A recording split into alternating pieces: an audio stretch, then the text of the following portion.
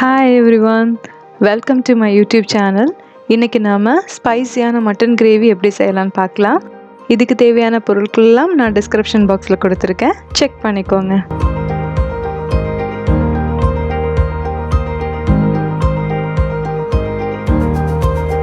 Mutton gravy செய்கிறதுக்காக first நாம் மட்டனை வேக வச்சிடலாம். அதுக்காக நான் 1/2 கிலோ மட்டன் எடுத்திருக்கேன். 1/2 டீஸ்பூன் உப்பு, 1/4 டீஸ்பூன் மஞ்சள் தூள், 1/2 டீஸ்பூன் மிளகாய் தூள், 1/2 கப் தண்ணி.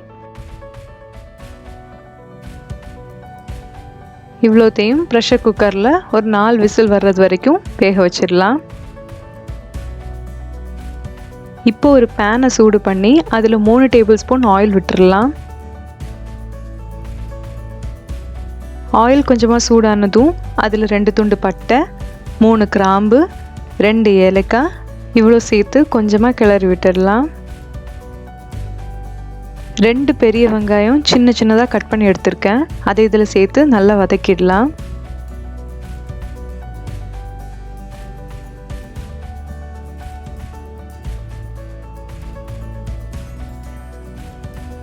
அஞ்சு நிமிஷம் அப்படியே வெங்காயத்தை வதங்க விட்டுடலாம். இப்போ அதில் 3 பச்சை மிளகாய், 2 கொத்து கருவேப்பிலை இவ்வளோ சேர்த்து இதையும் கிளறி விட்டுடலாம்.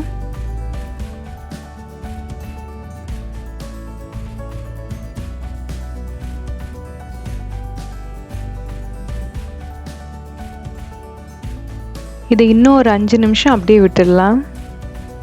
இப்போ நாம் அதில் 2 tablespoon ginger garlic paste add பண்ணிடலாம்.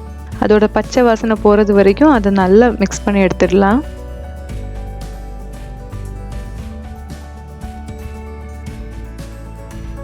இப்போ அதில் தக்காளி சேர்த்துடலாம். நான் ஒரு தக்காளியை சின்ன சின்னதாக கட் பண்ணி எடுத்திருக்கேன். கூடவே 1/2 டீஸ்பூன் உப்பு சேர்த்து நல்லா வதக்கி எடுத்துடலாம்.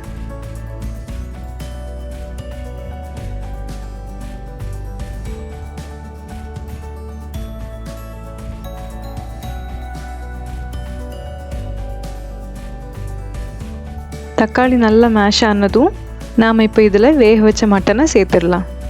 அதோட தண்ணியை அப்புறமா சேர்த்துடலாம். இப்போ மட்டனை மட்டும் சேர்த்து மிக்ஸ் பண்ணி விட்டுடலாம்.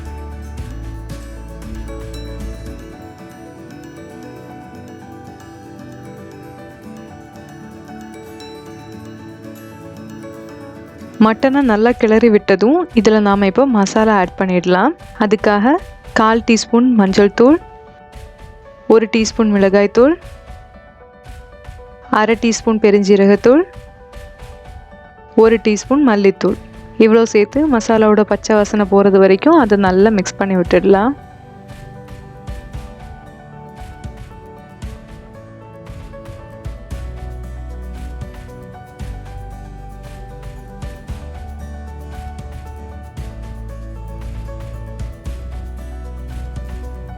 மசாலா எல்லாம் நல்லா மிக்ஸ் ஆனதும் நாம் எடுத்து வச்சுருந்த மட்டன் ஸ்டாக்கில் பாதி அளவு சேர்த்துடலாம். இதை நல்லா கலந்து விட்டுட்டு இதோட தண்ணி நல்லா ட்ரை ஆகிறது வரைக்கும் நம்ம வேக வச்சிடலாம். இப்போ அதோட தண்ணி நல்லா ட்ரை ஆயிடுச்சு.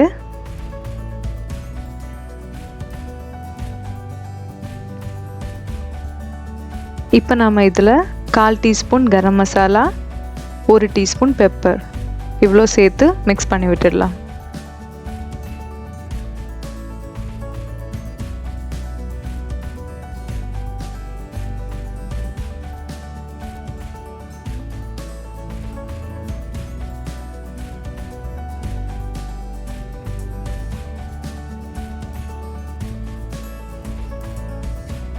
இதை நல்லா கலந்ததும் நாம் எடுத்து வச்சுருந்த மட்டன் ஸ்டாக்கை ஃபுல்லாக இதில் ஊற்றி நல்லா கலந்து விட்டுடலாம். உப்பு செக் பண்ணிக்கோங்க, தேவைப்பட்டால் கொஞ்சமாக உப்பு ஆட் பண்ணிக்கோங்க.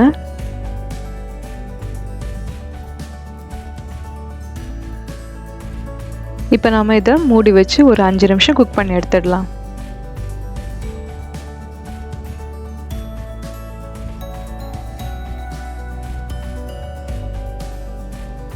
அவ்வளோதான், மட்டன் கிரேவி ரெடி ஆயிடுச்சு. இதில் நாம் ஃபைனலாக கொஞ்சமாக கறிவேப்பிலை, கொஞ்சம் கொத்தமல்லி இலை சேர்த்து இறக்கிடலாம்.